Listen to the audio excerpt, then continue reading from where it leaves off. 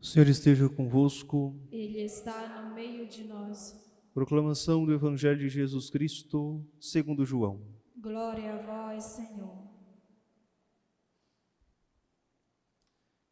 Naquele tempo, Jesus apareceu de novo aos discípulos à beira do mar de Tiberíades. A aparição foi assim. Estavam juntos Simão Pedro, Tomé, chamado Dídimo, Natanael de Caná da Galileia, os filhos de Zebedeu e outros 2 discípulos de Jesus. Simão Pedro disse a eles: Eu vou pescar. Eles disseram: Também vamos contigo. Saíram e entraram na barca, mas não pescaram nada naquela noite. Já tinha amanhecido e Jesus estava de pé na margem. Mas os discípulos não sabiam que era Jesus. Então Jesus disse: Moços, tendes alguma coisa para comer? Responderam: Não. Jesus disse-lhes: Lançai a rede à direita da barca e achareis. Lançaram, pois, a rede e não conseguiam puxá-la para fora por causa da quantidade de peixes. Então o discípulo a quem Jesus amava disse a Pedro: É o Senhor. Simão Pedro, ouvindo dizer que era o Senhor, vestiu sua roupa, pois estava nu, e atirou-se ao mar. Os outros discípulos vieram com a barca, arrastando a rede com os peixes. Na verdade, não estavam longe da terra, mas somente a cerca de 100 metros. Logo que pisaram a terra, viram brasas acesas, com peixe em cima e pão. Jesus disse-lhes: Trazei alguns dos peixes que apanhastes. Então Simão Pedro subiu ao barco e arrastou a rede para a terra. Estava cheia de 153 grandes peixes. E apesar de tantos peixes, a rede não se rompeu. Jesus disse-lhes: Vinde comer. Nenhum dos discípulos se atrevia a perguntar quem era ele, pois sabiam que era o Senhor. Jesus aproximou-se, tomou o pão e distribuiu-o por eles. E fez a mesma coisa com o peixe. Esta foi a 3ª vez que Jesus, ressuscitado dos mortos, apareceu aos discípulos. Palavra da salvação. Glória a vós, Senhor. Caríssimos irmãos e irmãs, estamos acompanhando as aparições do Cristo ressuscitado, ao especial esse que Jesus está à beira do mar de Tiberíades, e os discípulos que retornam a Galileia como orientação do Senhor. Retornar a Galileia significa retornar à origem, retornar ao começo, de onde os chamou o Senhor para segui-lo. Por isso eles estão voltando também à vida comum, de trabalho, de modo especial na pesca, pois boa parte dos discípulos eram pescadores, portanto estão voltando às atividades comuns que um dia o Senhor os encontrou e ali os chamou para uma grande missão.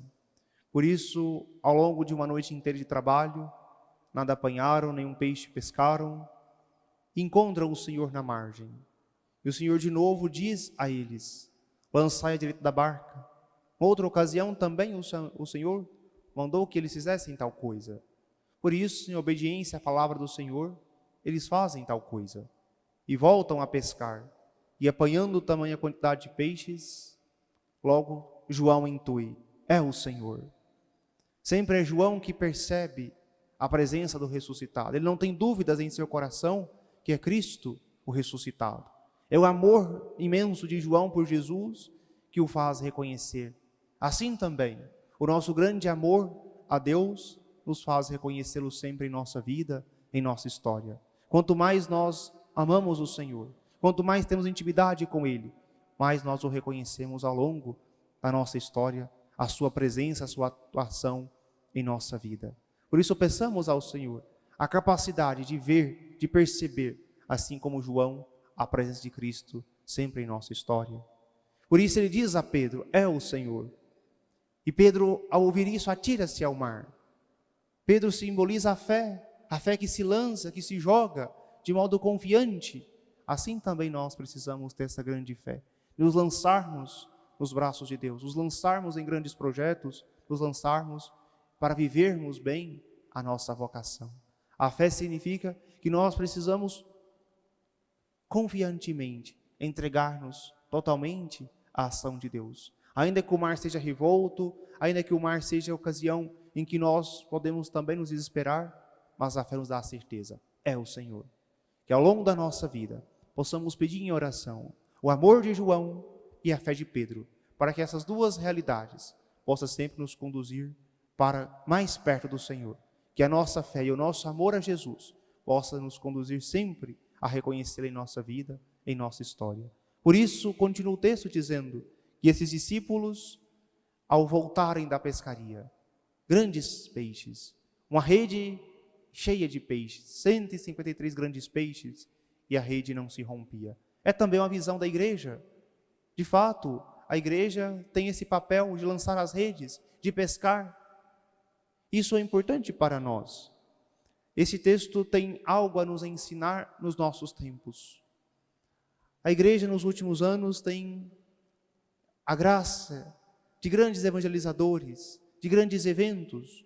É a ocasião que a igreja tem de lançar as redes, de fazer com que tantas pessoas que estão afastadas de Deus se voltem para a igreja.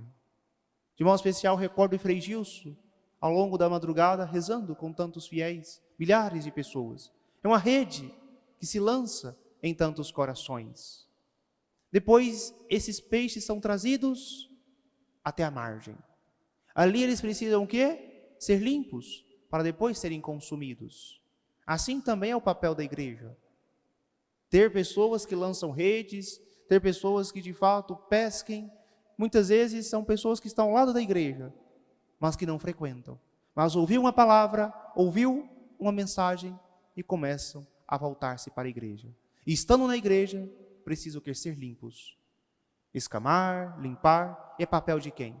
De cada pároco ao longo do Brasil. Ou seja, cada padre desse rincão chamado interior do Brasil precisa fazer esse trabalho de limpar os peixes, os fiéis que chegam, pessoas que nunca se confessaram, pessoas que nunca se casaram, mas estão amasiadas há tanto tempo, precisam se organizar para casar, pessoas que ao longo dos anos frequentaram diversas religiões e agora encontram a fé católica, a fé verdadeira. Ou seja, esse é o trabalho de tantos padres, de fazer com que esses peixes, esses fiéis que chegam, eles sejam de fato preparados para se tornarem discípulos fiéis do Senhor. Não é somente pescar. Alguém já fez isso, que bom, que alguém já os trouxe até a igreja. Agora é trabalho nosso, de fazer com que esses peixes, esses fiéis, sejam limpos, eles sejam de fato preparados para permanecer com o Senhor. Por isso me incomoda tanto quando um padre ou outro critica o Frei Gilson ou qualquer outro padre da mídia. Eles ficam mandando vir se confessar, eles mesmos vão atendê-los.